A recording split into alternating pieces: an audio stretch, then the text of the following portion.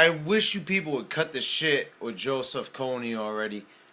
It all started this morning when a Twitter post went up, a tweet about a bunch of filmmakers making a movie named Kony 2012.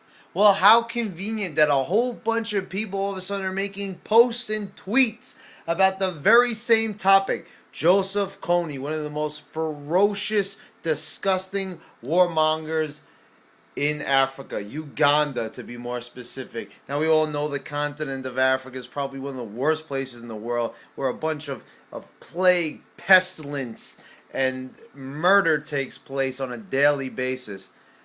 It's really funny that it took until March 7th, 2012 for people to realize this. Wow, that's really fascinating. And everybody's acting so concerned, posting the videos, show your friends, tell your friends, repost, retweet. And you know what's really ironic about all this? The people who are doing this are the same people who really don't give a shit and are just starving for attention and self-worth.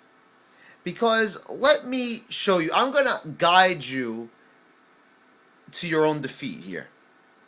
Now, chances are that you're saving up for a new car or a new handbag, or you're pouring money into Netflix, video games, and everything. And, that's the same thing that I do. But you know what the difference is? I'm not the one posting about Joseph Kony and how much I want to save the kids in Uganda. Now, you know something? If it was up to me, I would put an end to it right away.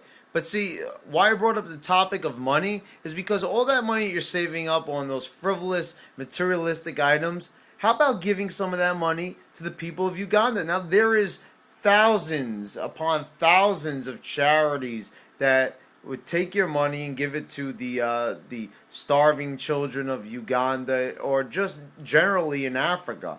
But are you going to do that? Of course you're not, because you're selfish. Nobody does that. I don't know a single person who gives to charity in that fashion. It's really astounding that people all of a sudden want to become freedom-fighting humanitarians and protesters. You're not going to be a Vietnam-style protester by just posting on Facebook and YouTube. You think just because you do that you're making a difference? You're not. You're just as worthless as your posts.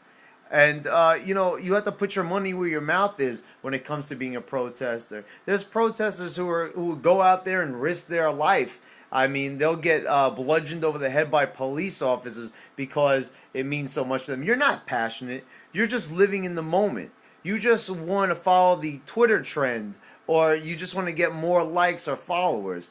Why don't you just admit it already? You're not concerned about the children of Uganda or the countless other citizens that are being murdered by Joseph Kony. There are hundreds and hundreds of warmongers on the continent of Africa. And there's dozens of other countries that are worse, like the Sudan and Dubai. How about those? The Sudan was in the news for quite some time and nobody gave a shit. So why all of a sudden you giving a shit about Uganda? Because it was on Twitter and YouTube?